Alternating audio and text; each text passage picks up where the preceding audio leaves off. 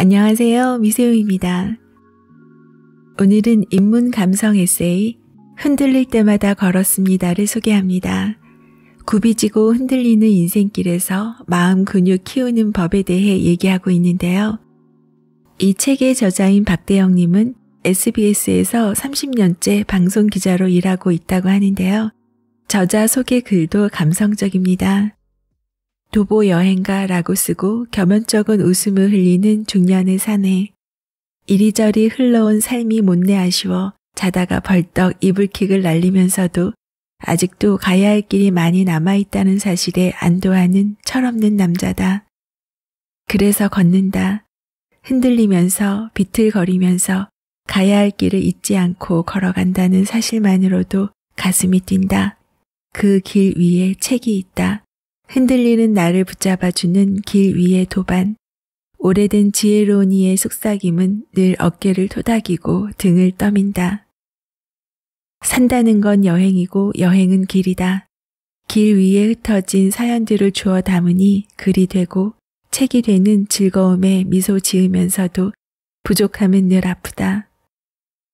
하지만 가시 박힌 손가락의 각성은 자신을 사랑하라 다그치며 또 껴안는다. 길 위의 사유와 성찰은 인간을 묻고 나를 물으니 그래서 인문학이 된다. 저자는 산을 좋아하는 분인데요. 국내산과 인문책을 접목해서 인생길에 질문하고 의미를 찾습니다. 차례는 1부 길 위에서 헤어질 이유가 없다. 2부 깨우침은 늘 한 걸음씩 늦었다. 3부 누구나 봄에로 섬 하나씩은 간직하고 있다. 오늘은 1부 내용 중 북한산 의상능선과 알베르 까미의 시시포스 신화가 만나는 반항하라, 포기하지 말고 견뎌라를 소개합니다. 여행하는 마음으로 편안하게 들어주세요. 그럼 책 속으로 들어갑니다. 반항하라, 포기하지 말고 견뎌라. 무용하고 희망 없는 형벌에 대하여. 우리의 삶은 반복의 연속이다. 반복되는 시간의 틈바구니 안에서 우리의 일상은 존재한다. 쳇바퀴를 돌듯이 하염없이 걸어도 결국은 출발한 그 자리로 돌아오고야마는 메비우스의 띠처럼 삶은 무한 반복의 연속이다. 그렇게 매일 순서의 차이는 있을지언정 결국 다르지 않는 모습으로 재생되는 오래된 영화 필름처럼 돌고 돈다. 오래된 필름의 빗방울처럼 명멸하는 스크래치는 덤이다. 그나마 다행인 것은 무의미한 듯 보이는 무한 반복의 일상 속에서도 우리는 각자 자신만의 삶의 의미를 발견한다는 사실이다. 삶의 의미로 인해 우리는 반복의 따분함을 감내하며 지금 이 순간에도 각자 삶의 터전에서 치열하게 살아가는 중이다. 그리고 삶의 의미 이전에 존재한다는 이유로 끝까지 가야 하는 숙명 역시 우리를 살게 한다. 거친 일상일지라도 감내하고 버티면서 삶의 현장으로 나아가라고 등을 떠민다. 아쉬운 점은 각자만의 땀과 기대를 버무려 내일이라는 새로운 날을 위한 동력으로 삼지만 반복되는 일상의 무료함은 그래도 가야 한다는 명제에 대한 근본적인 회의와 권태를 불러온다는 사실이다. 산을 넘으면 또 산이 나오는 삶의 여정은 아무래도 힘에 부치고 닿아갈 수 없는 평행선의 막막함은 곧잘 좌절과 권태를 동반하기 때문이다. 길을 걸을 때도 마찬가지다. 특히 봉우리들이 길게 늘어서 있는 능선을 따라 걸을 때면 전진과 포기라는 선택의 갈림길 앞에서 갈등하고 헤매기 일쑤다. 딴에는 등산화끈을 다시 동여매고 새로운 다짐과 결심을 길 위에 새겨 넣기도 하지만 지친 몸을 일으켜 또 한 발을 떼어놓는 반복의 여정은 아무래도 지루하고 힘들다.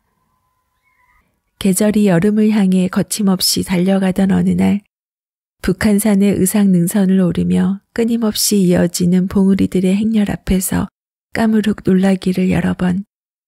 한 봉우리를 넘으면 이내 다른 봉우리가 앞을 막아서던 경험은 가야 할 길의 어려움보다 반복의 여정이 주는 지루함과 고단함이 문제였다. 의상봉을 오르면 용출봉이 막아서고 계속해서 용혈봉, 증취봉, 나월봉, 나한봉, 716봉, 그리고 문수봉에 이르기까지 8개의 봉우리로 이어지는 능선을 오르다 보면 내가 여기서 왜 이러고 있나 하는 의문은 당연하다. 뜨거운 햇살 아래서 팥죽 같은 땀을 흘리며 나아가는 여정은 능숙하지 않은 등산 초보에게는 그야말로 고역이기 때문이다. 어쩌면 무의미하다고 할 수 있는 산봉우리의 순례, 이곳을 힘들여 오를 이유가 대체 무엇이란 말인가? 힘들어 주저앉고 싶고 또 올라가 봐야 어차피 내려와야 할 여정이 분명한데 게다가 이 산이나 저 산이나 그 차이조차 온전히 구별하지 못한 채로 산의 너울을 헤치고 나아가는 발걸음은 그 힘듦에 비례해 그만큼의 의문이 쌓이기 마련이다. 오래전 김상용 시인이 그랬듯 왜 사냐건 웃지요 하며 건듯 불어오는 바람 마냥 싱거운 듯 무서운 듯 또는 선문답인 양 둘러댈 수도 있겠으나 산행의 경험이 일천한 이에게는 쉬이 답할 수 있는 문제가 아닐 것이다. 영국의 어느 유명한 산악인처럼 산이 그곳에 있으니 산을 오른다라고 건방을 떨 수도 없지 않은가.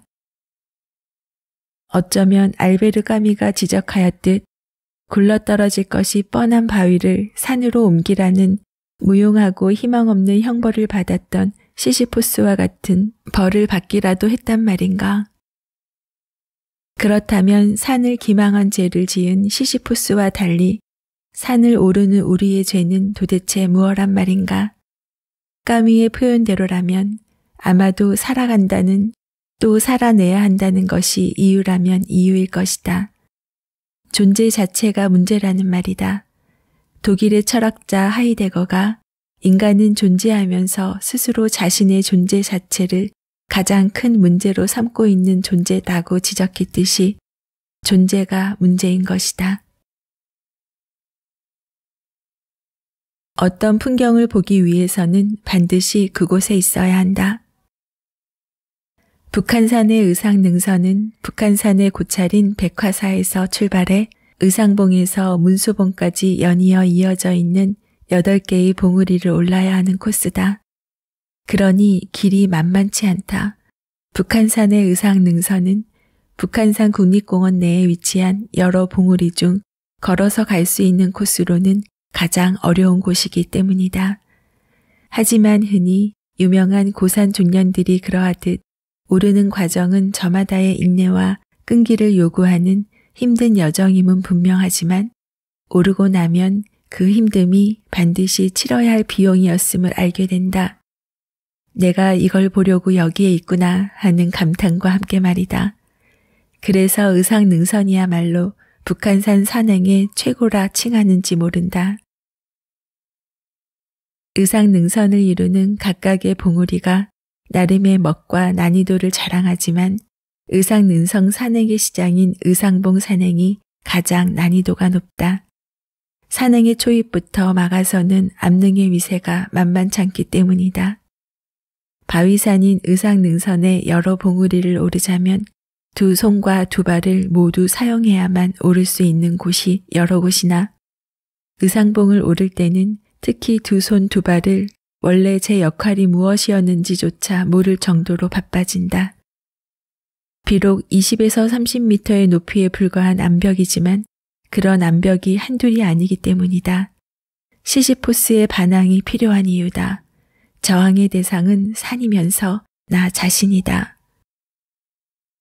산에 올라가는 것인지 아니면 내 몸을 산 위로 끌어올리는 것인지가 모호해지는 경계의 절망 앞에서 그래도 가야 한다는 당면 과제는 더욱 도드라지고 결국 문제의 해결책은 절박하고 애처로운 몸부림뿐이다. 다행인 것은 저항이 거셀수록 도전에 맞서는 내 안의 전투력 역시 상승하기 마련이라는 사실이다. 저항은 동력 발생의 필요 충분 조건이라더니 맞는 말이었다. 몸이 저도 어쩌지 못하는 중력이라는 불가항력의 도전 앞에서 그래도 올라가야 한다는 의지는 제 부실함을 극복하고 기어이 몸을 봉우리 너머로 밀어 올리고야만은 마법을 부리기도 하기 때문이다. 역시나 산을 올라와 보면 안다. 산에 올라가야 산을 제대로 볼 수 있다는 사실을 말이다. 눈높이가 다르면 풍경도 달라진다. 의상능선도 마찬가지다. 의상능선을 따라 이어진 장대한 바위산의 웅장한 솟구침은 어느 산과 견주어 보아도 부족함이 없는 그야말로 장관이다. 이만큼의 수고스러움이 없었다면 이 유려한 능선의 아름다움을 어디에서 볼 수 있을 것인가? 어떤 풍경을 보기 위해서는 반드시 그곳에 있어야만 한다. 거친 붓이 쓱 훑고 지나간 듯 담백하지만 그래서 오히려 씩씩한 모습의 산봉우리들은 산봉우리 위에 서라야 제대로 대면할 수 있기 때문이다. 설악산을 오르지 않으면 그곳에 공룡이 산다는 사실을 어찌 알겠는가? 결국 견디고 버티면서 나아가기만 하면 어느 순간 산은 발 아래에 놓이기 마련이고 그 산이 품고 있는 풍경과 이야기 역시 제 속을 훤히 다 드러내는 법이다. 길을 걷고 산을 오른다는 것은 자신이 딛고 서 있는 땅과 바위를 타고 넘어 앞으로 나아가는 몸에 힘겨운 여정인 동시에 견디고 이겨내야 하는 자신의 꿋꿋함을 시험하는 시련이자 투쟁의 기록이다. 지속적인 반복이 주는 단조로운 권태, 그리고 땀 범벅의 몰골과 후들거리는 다리, 주저앉고 싶어지는 질긴 욕망 등으로 요약되는 육체적 고통, 그리고 이따금 출몰하는 걷는다는 행위에 대한 근원적인 의구심까지 극복해야 할 대상이 한두 가지가 아니다. 온전히 내 몸 두 발만을 사용하여 앞으로 나아간다는 아주 단순한 행위가 쉬우면서도 어려운 이유다. 하물며 굴러떨어질 것이 분명한 바위를 산 위로 밀어 올려야 하는 시시푸스의 무용하고 희망 없는 행위는 오죽할까. 굴러떨어진 바위를 다시 산 위로 밀어 올리기 위해 바위를 부둥켜 안을 때 그 순간의 막막함과 처절함은 형언키 어려운 절망감이었을 것이다. 그럼에도 무거운 침묵 속에서 기어이 최초의 한 발을 떼며 꿋꿋하게 바위를 밀어 올리는 시시푸스의 투쟁은 그 자체로 자신이란 존재를 자각하며 스스로의 삶에 가치를 부여하는 의식이면서 스스로가 처한 절망에 맞서는 유일한 방법이자 반항이었다. 그렇게 반항은 인간의 지성이 자신을 넘어서는 현실과 부둥켜 안고 대결하는 최고의 아름다운 광경이었던 것이다. 상상해보라. 땀으로 번들거리는 얼굴, 그 얼굴에 깃든 숙명을 넘어서는 여유와 자신감, 그 자신감을 뒷받침하는 구릿빛 피부와 굳건한 근육들, 마침내 그 튼튼한 근육들이 힘을 모으고 우직근 바위가 움직이기 시작하는 그 순간, 한 인간의 투쟁적인 행위는 결국 형벌을 넘어선다. 마침내 엄숙하고도 장엄한 자신만의 의식이 되는 것이다. 그렇게 긴 노력 끝에 목표는 기어이 달성되고 만다. 인간이 만물의 영장으로 불리는 이유는 사고하는 능력 때문이다. 다른 면으로는 이 생각하는 능력으로 인해 인간은 자신의 불행한 처지를 인식한다. 시시포스의 운명이 비극적인 이유는 역시 시시포스 스스로 자신이 처한 고통스러운 현실을 충분히 인식하고 있기 때문이다. 그래서 운명을 안 순간부터 그의 비극은 시작된다라고 한 까미의 지적은 옳다. 그럼에도 불구하고 다행인 것은 이 사고하는 능력이 감당해야 할 불행을 마주하면 견디게 되고 극복하게 한다는 사실이다. 그 극복의 방법은 지금 이 순간 주어진 삶에 긍정하며 지금의 시간에 최선을 다하는 것이다. 오늘 기억하고 싶은 문장은 무의미한 듯 보이는 무한 반복의 일상 속에서도 우리는 각자의 자신만의 삶의 의미를 발견한다. 오르고 나면 그 힘듦이 반드시 치러야 할 비용이었음을 알게 된다. 내가 이걸 보려고 여기에 있구나 하는 감탄과 함께 말이다. 역시나 산을 올라와 보면 안다. 산에 올라가야 산을 제대로 볼 수 있다는 사실을 말이다. 눈높이가 다르면 풍경도 달라진다. 사고하는 능력이 감당해야 할 불행을 마주하면 견디게 하고 극복하게 한다는 사실이다. 그 극복하는 방법은 지금 이 순간 주어진 삶에 긍정하며 지금의 시간에 최선을 다하는 것이다. 작가와의 만남 그리고 다양한 이야기를 전하는 미소영입니다. 오늘도 24시간 행복하세요.